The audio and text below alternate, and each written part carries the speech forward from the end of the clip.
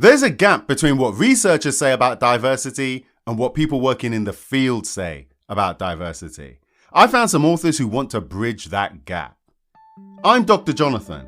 I work with organizations to make them inclusive, and I'm on a mission to help 1 million people like you to make your workplace inclusive. Get your pen and paper ready because we're reviewing Diversity in Organizations, a critical examination by Professor Cedric Herring and Lauren Henderson. This is the second book that we discussed in our book club in 2023. Our new format is working really well. Make sure you sign up to our newsletter to find out about our next session. I share a lot more than I do on the podcast, and I go into details that you won't find anywhere else. With all that said, let's get to the book. Well, let's talk about the authors first.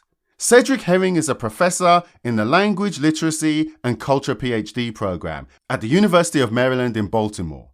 He has published 8 books and more than 70 journal articles on topics like diversity, social policy, labor force, stratification, inequality. I could go on, but you get the point. Lauren Henderson is assistant professor in the Department of Sociology and Anthropology at the University of Maryland, and her research focuses on racial and gender disparities in health outcomes, race, class, gender, sexuality. The list goes on. The point I really want to impress on you is these are 2 accomplished academics, and you know what? It shows. It really shows in the book. The book itself is divided into 224 pages, 14 chapters, and I would put them into 3 parts. Part 1 is an introduction. That's chapters 1 to 3. This part of the book expands your view on diversity in organizations. Part 2 of the book, let's call that the research. Why? Because chapters 4 to 11 pretty much is all about research and going into a deep dive. Part 3 of the book is what I think of as the practical part, and that's chapters 11 to 14. This part of the book provides practical takeaways that you can apply. This book covers a lot, and I mean a lot of material. If you think that what we cover in this review is a substitute for reading the book, then you are truly mistaken. I read these books with a specific purpose, to share with you, to share with my clients, to develop my own thinking, and much more. What I share here isn't everything I'm thinking. This is why you should join our book club, because I do discuss a lot more there. I'm also grateful for our signature approach, because it helps to get so much value from the book. As a reminder, my intention here is to provide a general review of the book, and in doing so, I'll answer a number of important questions. 1. Why is the book important?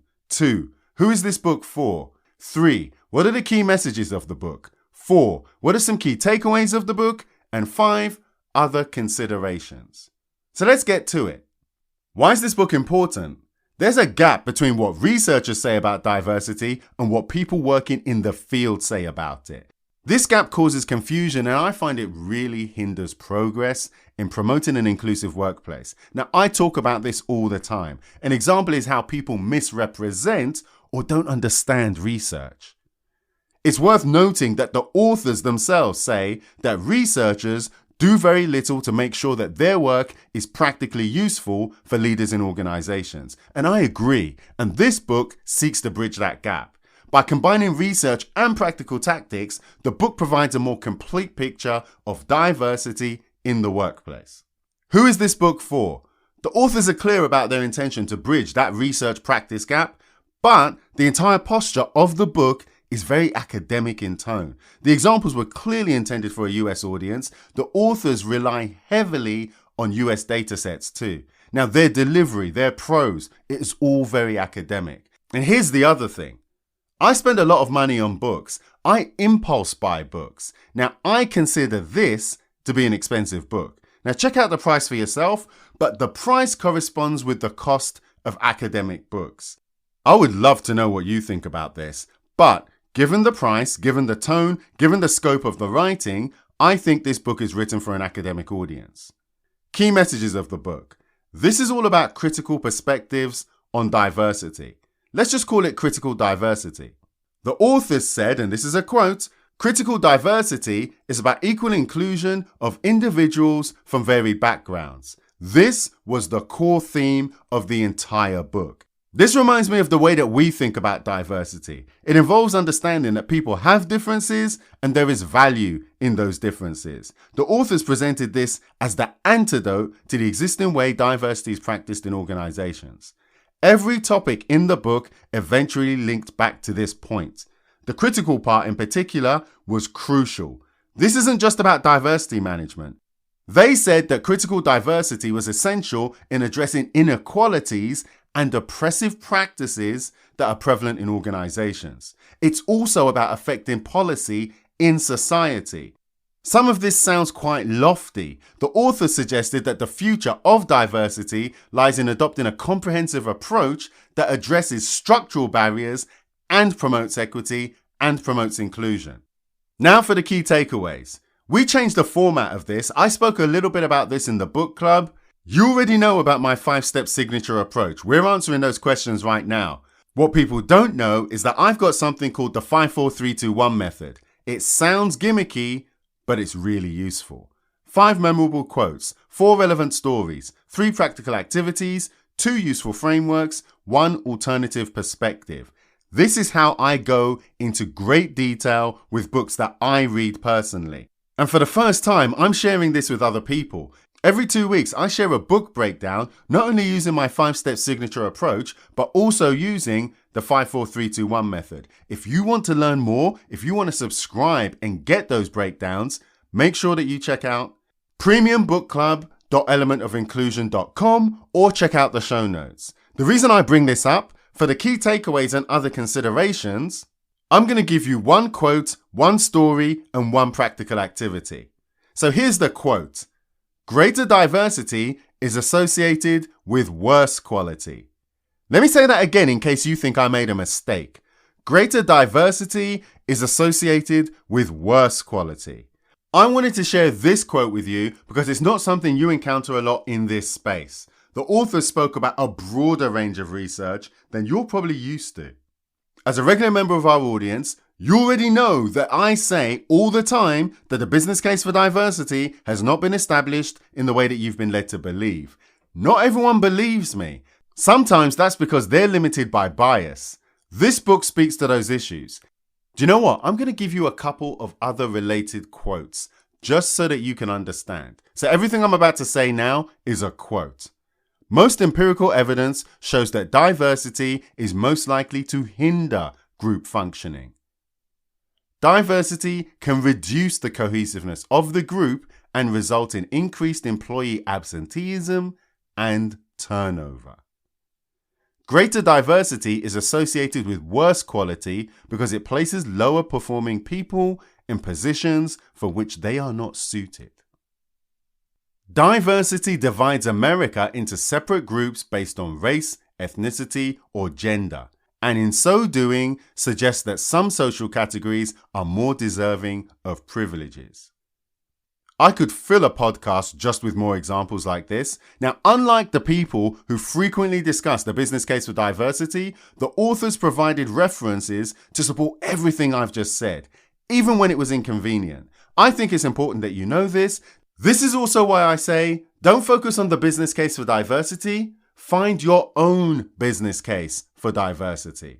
And that's how you avoid one of the 3 biggest problems that organizations experience on their inclusion journey, and that's performance. Organizations struggle to articulate a business case for diversity for their specific organization. Now for a quick story, and it's about Denny's restaurants. Denny's restaurants are based in the US, and they went, and this is a quote, from laggards to leaders in diversity.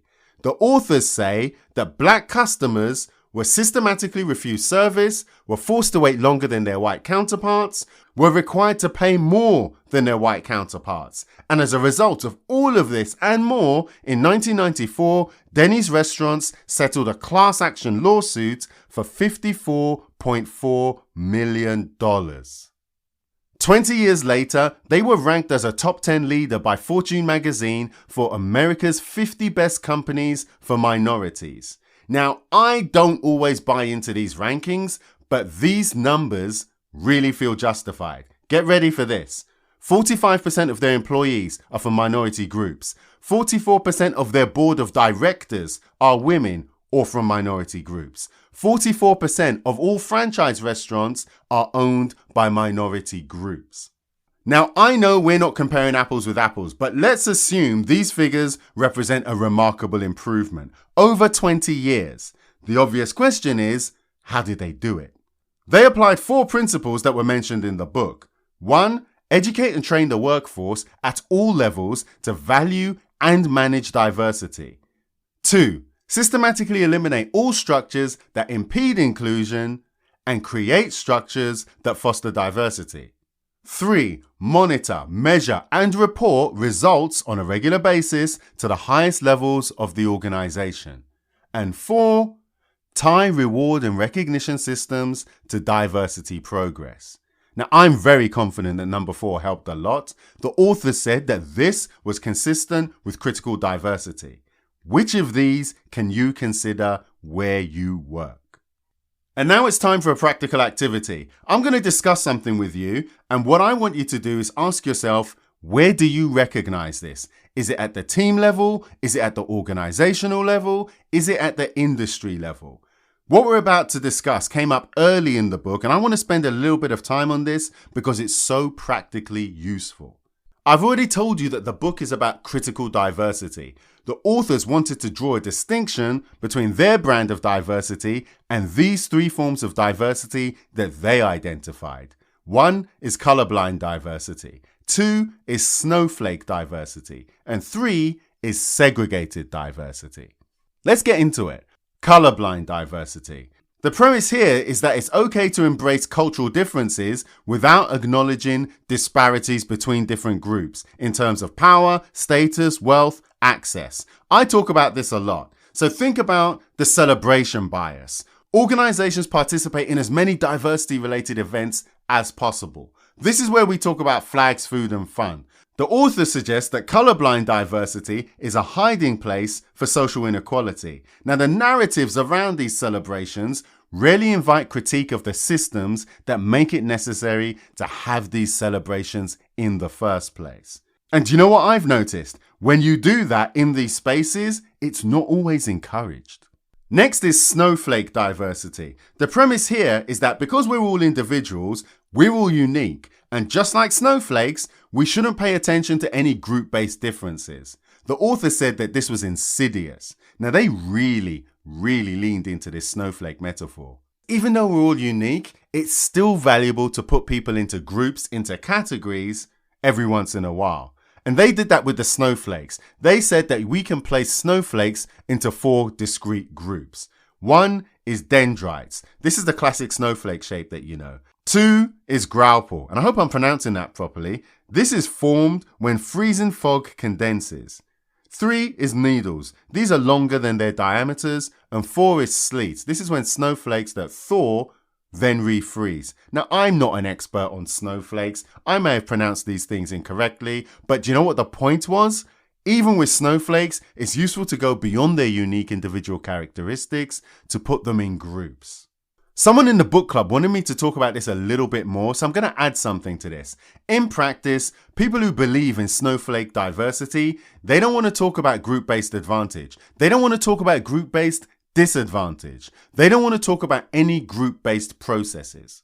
What that means is people who support snowflake diversity, they're always going to emphasize individualism and refer to individual examples of success.